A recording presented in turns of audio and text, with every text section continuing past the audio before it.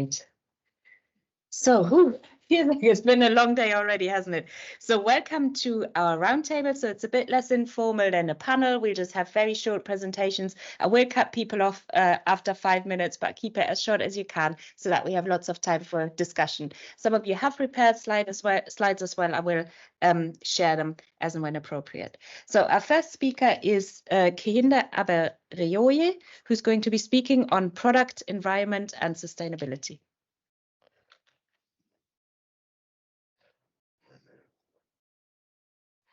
Hi everyone, my name is Kehinde Abereoje. I'm from Nigeria and I'm the founder of Purple Pact Initiative, which is also a I'm shy.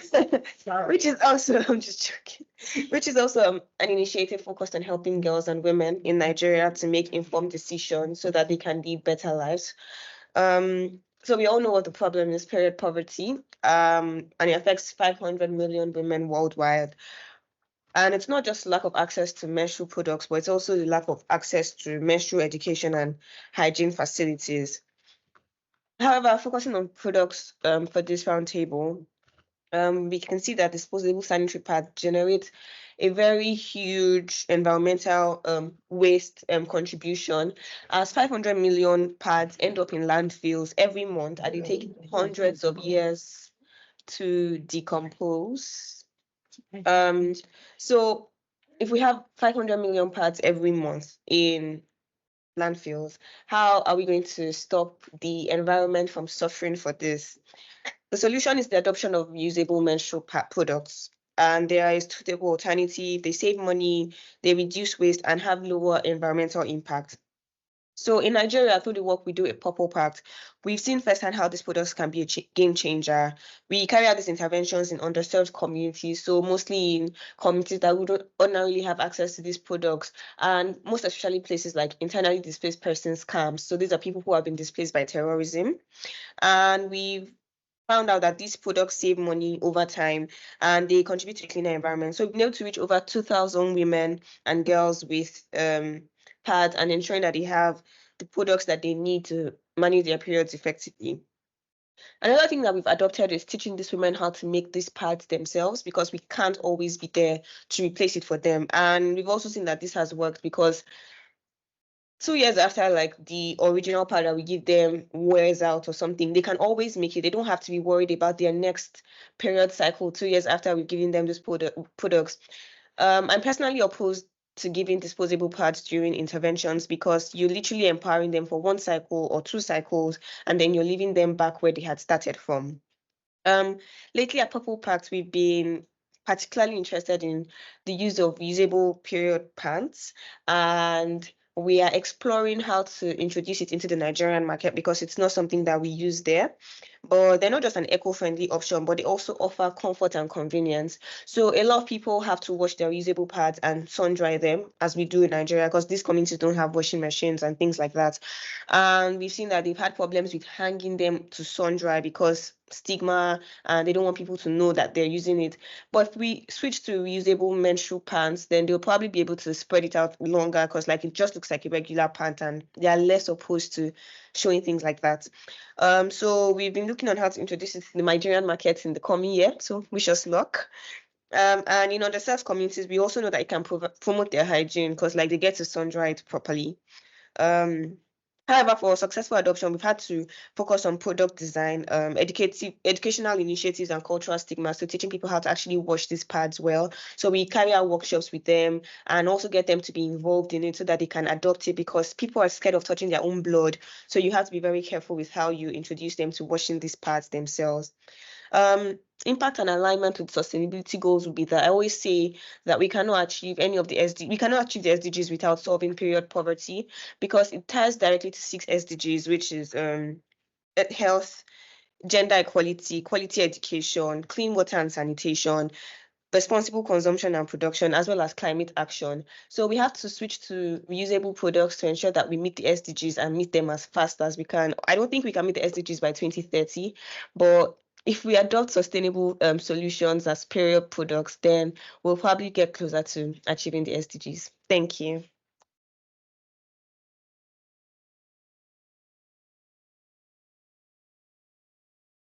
Thanks very much, Kehinde. So next up is Anna Kubovski, who's online and who will be sharing her own slides. It's on the experience of menstruation with the use of reusable menstrual products. Hi. Hello, everyone. Thank you. Can you see my slides?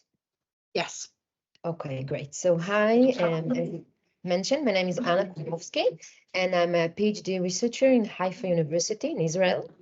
And I will discuss about the experience of menstruation among Israeli reusable menstrual products and how the use of RMPs shapes their self-body image, and specifically the connection between using RMPs, body image, body appreciation, and the general comfort with the body. I will start by telling about the hypothesis of the study, and we said that menstruation, as we all know, is connected to the general comfort that we have with the body and with the body image. And people who menstruate, the general perception usually correlates also with the perceptions of RMPs. Therefore, self-body image may also be connected with using reusable menstrual products. Additionally, the use of these products involve intimate contact with the genitals and with the menstrual blood, due to the products changing and cleaning requirements.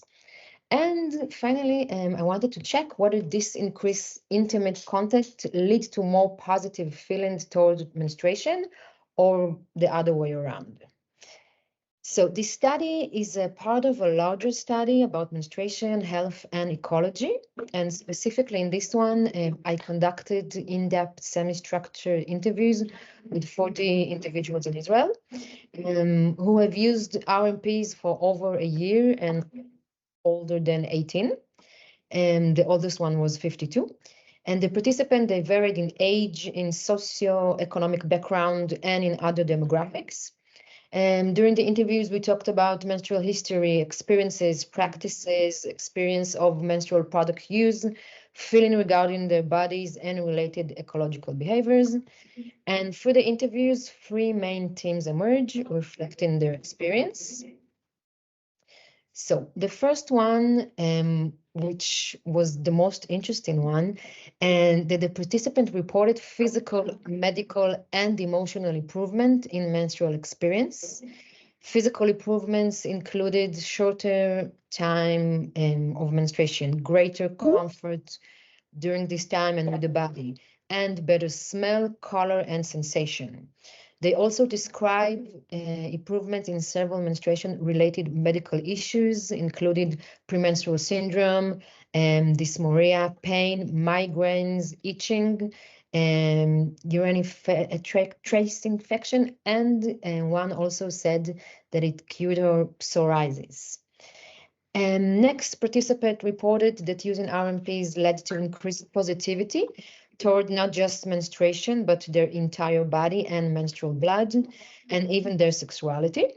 Accepting their menstrual body, they said that affected their entire body and body image in a positive way. And finally, the participant reported that using RMPs positively changed their feelings toward products, and that new positive feelings include cleanliness, shamelessness, and feeling safety and fearless. I believe that the finding indicate that using RMP can affect menstruators positively and significantly, including in unexpected ways, which we didn't know before. And then suggests that RMP can enhance and normalize menstrual experiences, contributing to the sexual and reproductive health and well-being of menstruators. And it seems that the personal practice of using reusable menstrual products can stimulate conceptual changes by introducing the users to new bodily experiences. And in addition, since the finding of this study revealed that previous menstruation experience did not affect participants' experience of using RMPs, I believe that it's essential to assess how knowledge of an alternative menstrual product can stimulate positive views of menstrual body and contribute to better menstrual health. And I will finish by saying that this study and the full finding will publish in Cultural Health and Sexuality, so you're more than welcome to read if you're interested. And thank you very much for your attention.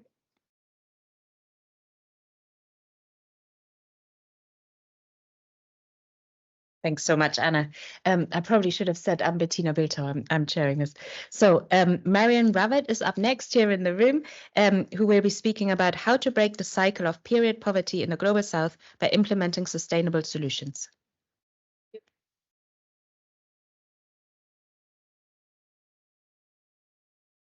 Hi, so good afternoon, everyone. So I'm Marion Ravi, and I'm a researcher in global health at the French National Research Institute for Sustainable Development in Paris. So I'm really happy to share with you the project I am developing now. So this is a project that aims to explore sustainable solution to fight period poverty in low and middle income countries. And it means that we want to find some solutions that maintains a balance between environmental, economic, health, and social considerations within a community. So to achieve this, we want to align with the thoughts of Hennigan and Hall, who state that all those who menstruate need access to their choice of menstrual materials that are safe, comfortable, and support sustainable production. This project emphasizes the importance of a participatory approach, adapting to women's environment, needs, and preferences. And it's crucial that associations and communities be actively involved from the initial stages of this research project. So for the pilot study of the project, we've chosen the Philippines.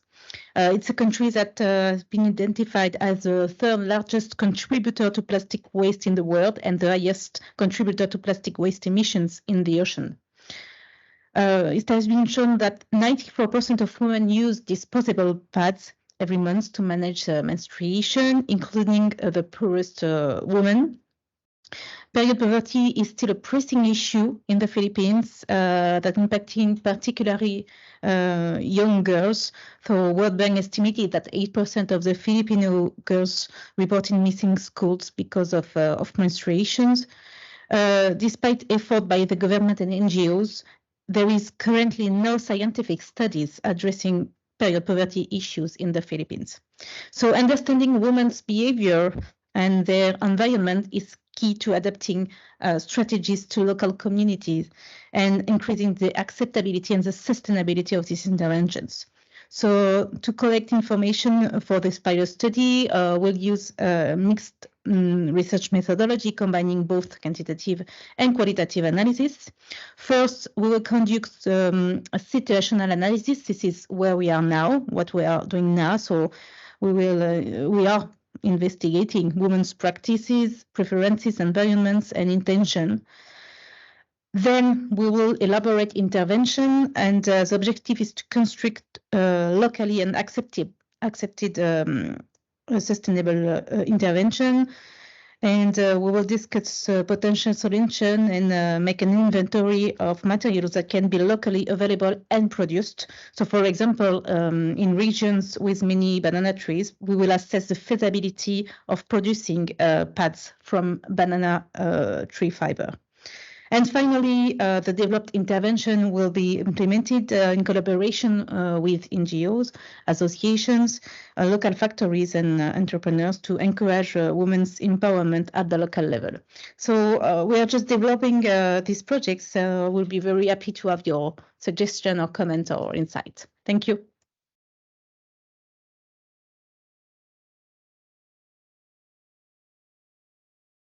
Thanks very much, Marian. So am I right in thinking that Kate Martin isn't here? Okay, so we next up have Sonia Martin, who is presenting for Adrian Martin Hilber. They've been working on the same project, and she's actually physically here in person, which is much nicer than having an online talk. The topic will be global quality standards for menstruation products, the power of products. Okay. Thank you very much. Good afternoon, everyone. Actually, I'm presenting on behalf of Adrienne Martin Hilber, who is our policy specialist in the project, which I'm actually the PI, but I'm rather a public health specialist. So bear with me. Adrienne will chip in if there are questions. I would like to present you briefly first, okay, I'm trying to move. Okay. Okay.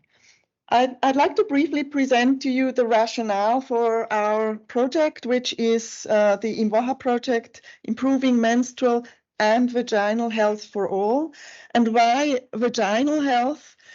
It's because we know by now that menstrual products do also affect the vaginal microbiome. But we really do not know a lot about how and which products are actually healthy for people. So with this project, we're trying to address this gap, linking research on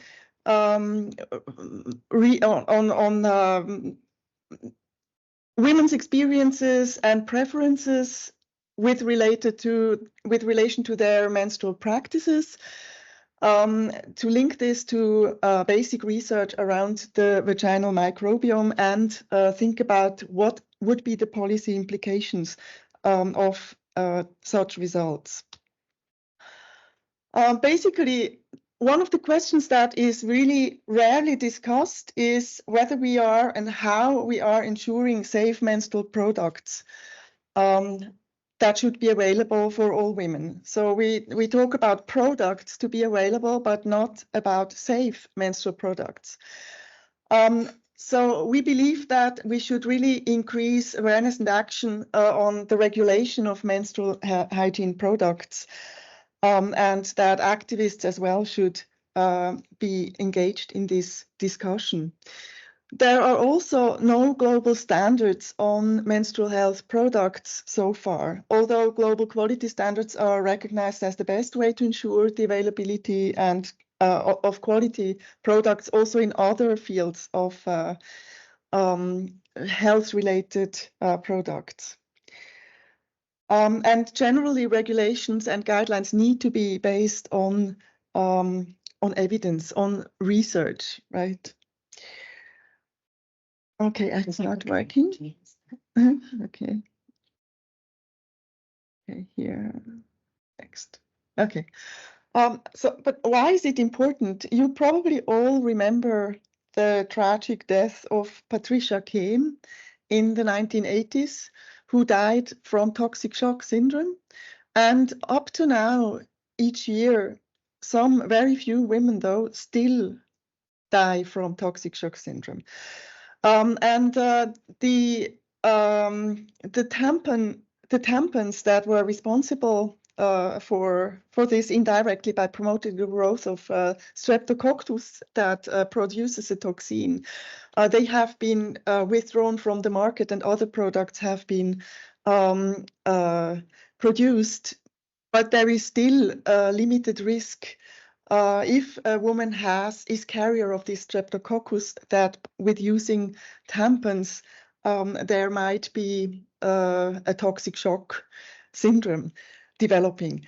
Now, research on this is extremely limited. For example, there is also very limited research on the safety of cups and also on the safety of, or on the effects of pads on women's health.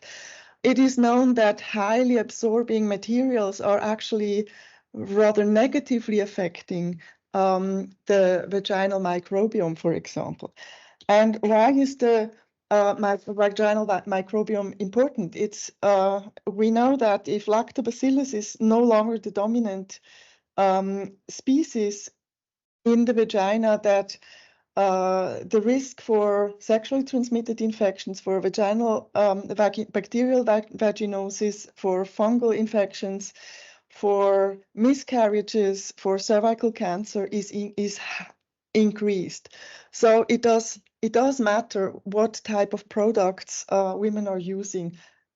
Maybe we just don't know yet, because we know that there is an effect of these products on the vaginal microbiome, but it's not yet known how long this lasts, for example. So there is a huge gap of evidence. And in principle, I think that's what I just said. So we would really like to promote the consideration of research around the safety of menstrual health products into programming and also policy making. So we are advocating for considering guidelines in this and global standards in this regard. So Adriani, I hope I summarized your nice slides reasonably. So I would close with it. Good, thank you. It was good, thank you. Fantastic. So lots of different approaches to using products, using sustainable products to get a conversation started about menstruation in very different regions and in different contexts. Are there questions for any of our speakers? I've got a room microphone that I can bring around. If you're online, just raise your hand online and I will, and then you can unmute yourself. I will call you up.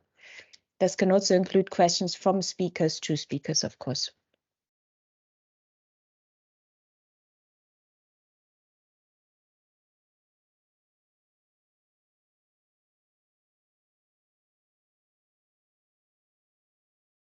Hi, so this would be a question to Anna.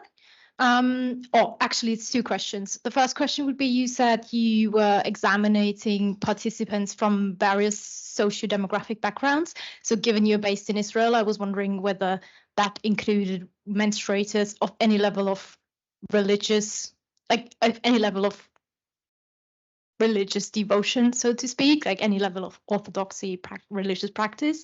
And the second question would be, how long, like, at what stage have you interviewed your participants? Like, have they been using the reusable products for a long time already? Have they just switched to them, and did that impact the way they were perceiving of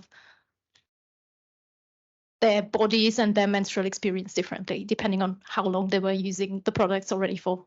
Thank you. Thank you for the question. So first, they were various in religious and also in the religion. I had interviewed Muslim, Christian, and Jewish participants, and there were Orthodox. There were some that said they don't believe in God at all. So they varied from all kinds of beliefs. And I have interviewed only participants that used more than 1 year, because studies show that it takes approximately 3 periods until we start to get used to the product, specifically to menstrual cups. So I wanted to talk with people who menstruate that use products more than 1 year. And they varied. I mean, there were participants that use it for 2 years, 1 year, and one that have been using it for the past 20 years, the longest period of time. Is that answering your questions? She's saying yes. Great. I can't hear you. Thank you. Thank you. I have a question for Sonia. I think it's very interesting to look at the safety of the product as you are doing. So if I understand correctly, because I have followed the presentation of Marie-Josiane in Cameroon, so she said that you will compare the impact of different products on the vaginal microbiome in different settings. So I just would like to know more about how you will assess I mean, the effect of this product, and if you have planned to communicate about this with women, just to present different alternatives and the safety associated. Thank you. Yes. Thank you for the question. And the question would be better addressed again to Josiane than to me, because I'm not a microbial researcher. But in principle, what we're doing is we're conducting a trial with women volunteering to change to different products over a couple of months. And what will be assessed is actually, on the one hand, their experience So we will also conduct body mapping with them to see how do they really, how is it for them in their everyday experience and so on. How is it, how can they integrate it into their social context, also depending on the infrastructure that they have at disposition and so on. At the level of the microbiome, what we will look at is the balance between one of the bacteria, which is Presbotella, to other bacteria as the main outcome, because this ratio is most likely indicative of a balanced, let's say balanced, not healthy vaginal microbiome, where research points into the direction that less infection occurs and so on. But it is really one of the fields that is rather new, and not many groups worldwide work in this field yet. So it's a classical neglected area of research. And so there will be a time lag until experiences or really more results will be available. Also, the sample will be rather small, but we will nonetheless be able to say or to contribute to the already existing evidence. And we will conduct the study in Cameroon, rural and urban, and in Peru, rural and urban, and in Switzerland. So we will also have very different environments, and that makes us then also maybe better understand how big the differences can be between settings.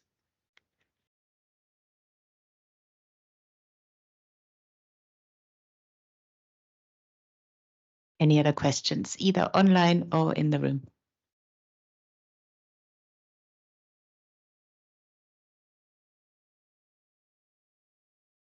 We're finishing early, but I will indulge myself and ask a question then. So I too am starting to be concerned. I've been propagating reusable products and they are just the right thing, but I have been starting to get concerned about the manufacturer's advice to just leave them in as long as it suits you and selling this as a point of convenience. So and there are now not just anecdotal evidence, but actual published studies that they can lead to toxic, like cups and discs can lead to toxic shock syndrome as much as tampons can. So are you in your projects to encourage the use of reusable products? Are you actually quoting the manufacturer's advice, or are you modifying this? And then if so, how do you negotiate this, that you give people a product but then actually have to like add additional health advice? It's a question for really anyone who wants to take it. I mean, I studied reusable products, so I didn't talk on this panel, but I could Okay. talk about it a little bit. Yeah. So part of my PhD, I look at reusable products and how people talk about them online. And part of that, I spoke to manufacturers, which was kind of interesting to get their side of it. And one manufacturer I spoke to was really quite critical of people saying, up to 12 hours or not being clear. And a lot of you in the room who know Josephine Persdotter has got some really interesting data and stuff about that in her book Menstrual Dirt, about what is clean and what isn't clean and how do we know and those kind of things. But I just wanted to say there was one manufacturer I spoke to specifically that only sell cups in 2-packs, so that you can always have one sterilizing while you are wearing one, so that you always have a completely clean sterilized one to use, which isn't the industry standard, but I wonder if that is something that might come in a bit later as something which is kind of concerning for people at the moment, and there are some faces in the room.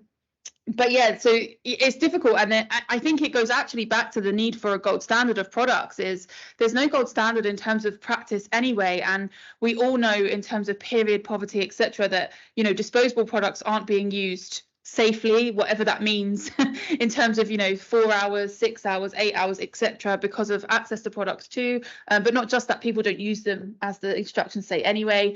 And I think that can be true of reusables, but yeah, there needs to be some kind of industry standard of this is what we know is safe and this probably isn't, and then that's up to you. But there isn't that at the moment, which is really difficult. I think the US has activists in the US have made the biggest strides toward getting them to standardize this, right? But yeah, this is a global issue clearly. Sonia. maybe I would like to add here that one of the problems also of industry data is that, I mean, these products need to be tested in really different settings, and that's not happening. So if you bring disposable pads to low-income settings where it is in an arid area, for example, we don't know what impact this actually has on women's health and so on. And I also think there is a very quick dismissal of local practices as well, claiming that what we bring are we from the northern Western world, right, industry products, that this is better for the health of women, and we really do not know.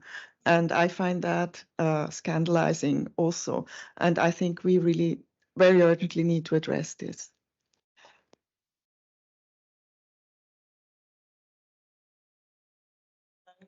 Yeah, so particularly for the work that we do in Nigeria, we actually try to tell them to change it about 2 to 3 times. So that's about like 8 hours interval. And a pack of pads that we distribute has about 5 or 6. So that way gives them time to like soak it. And I don't advocate for going 12 hours because it's still blood anyways. Regardless of how good the product is, it's still blood, and the product blood is independent on the product anyways. So we always say try and wash it try and change as often as you would. Maybe instead of change, so like the difference between this and like a disposable pad is going to be if you have to change a disposable pad because it's full, not because it's been long, right? Like that's what we're saving you from when we say convenience, because this absorbs more and you don't have to really stress about leaking. But we're not saying you should put it in because you want to use less products. So like because you don't want to run through products, that's why you should, like, we're saying we're saving you from leaking and like staining, but we're not saying that you should leave it on. So like we try to teach them that, and that's why for the pants that we want to create as well, we're trying to see how to create like packs of 6. Also, I feel like when these things are locally manufactured, they're cheaper. So like most of the problem is because in like low middle income countries, they import, because like for example in Nigeria, before like a particular brand came, there was no one manufacturing pads in Nigeria, so it was always imported from like Always, Moped, and all of these things. So we always try to advocate and say like the problem isn't the quantity, because it can always be cheaper. We just don't place emphasis on it being cheaper. So we try to make it cheaper, because if it's cheaper, then people can access more. So like you can reduce the cost, reduce how many people can access, and then they can change as frequently as they need to, because I don't think people's problems is with changing, it's with how to actually access this. So we try to like advocate for having more products in a pack, and then people can change conveniently.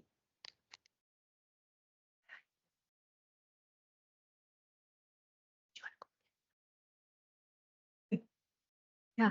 Hi, everyone. So it's not necessarily a question to any particular speaker in particular, but I think I just wanted to share my own experience of working around this issue.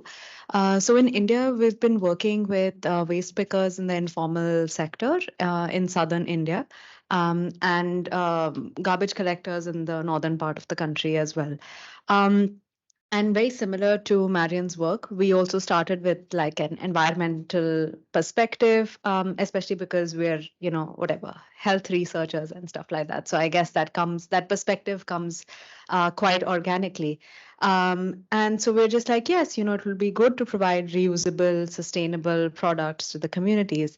And we went in, especially in the southern part of the country where it's chronic poverty among waste pickers, right? And they were not keen on using any of the reusable products. And so, we tried to investigate around why that was. And they said that we don't want that product inside the house at all times. People see it. We hardly have one room to stay in where there are 6 people. There are men who are staying there. How are we going to use a kitchen vessel to sterilize this menstrual cup? Where are we going to dry some of the reusable underwears?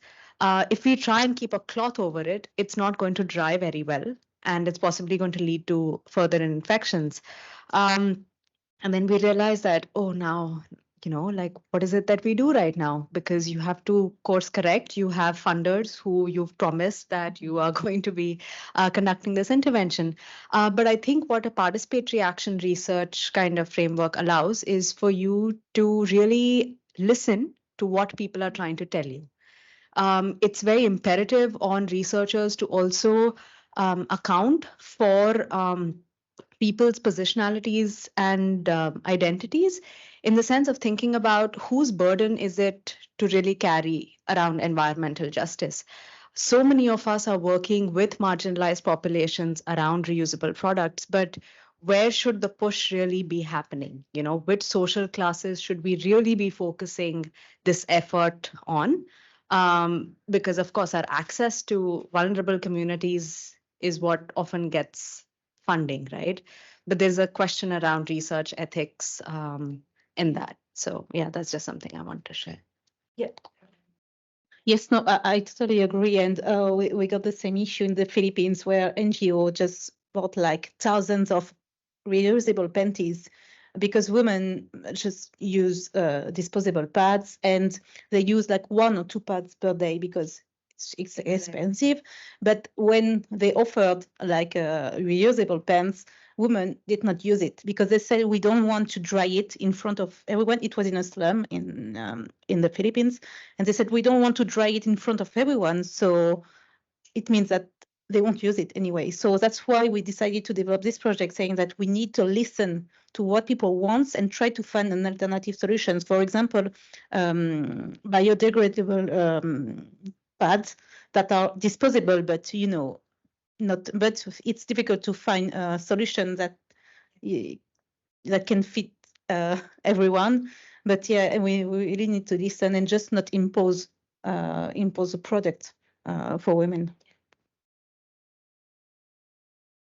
Following with that, though, I was going to say, so I was speaking to someone who manufactures period cups here in the UK, and she was trying to get me to like shift it to Nigeria, and I told her that I don't think it will work because like Nigerians are averse to inserting things into like their body, right? People are scared of putting foreign objects into their body, and I feel like it's very important to emphasize listening and not just doing what you think is best, because like different people have different things that are stopping them, and our objective isn't to drop things and say, oh, like, yeah, we've dropped this, you guys have access, because it's not going to work. So for example, like cups, they seem practical and all, but plus people are not going to want to insert things because like cups are, so tampon is smaller because it's like, but cups are like wide, and like people aren't going to want to fold it, like nobody wants to work out the mechanics of that. But like what I'm trying to say is that we have to actually listen to people, and we should cultivate culturally sensitive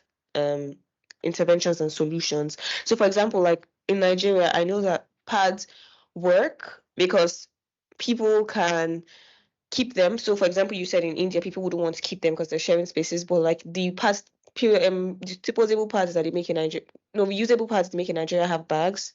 It just looks like a regular bag, so you can like stuff all your things in them, and then you can just throw it in the drawer with your things, so people aren't going to know. But with something like a cup that you have to boil, like no one is going to want to, because we're like talking about people who are financially incapable of getting these things, and they might have just one pot that they use for all their cooking. You don't expect them to also sterilize their cups in that. So like you're putting them at a disadvantage just introducing this concept to them, because now they think, oh, they can use the cup and just rinse it out, and then try to go the shorter route, and then you put them at risk of like damaging their own health, right? So I think it's very important to scope out like your area of intervention and ensure that you're listening to the people and what they actually want and what they can do, because it works here doesn't mean it will work there and all that. But yeah.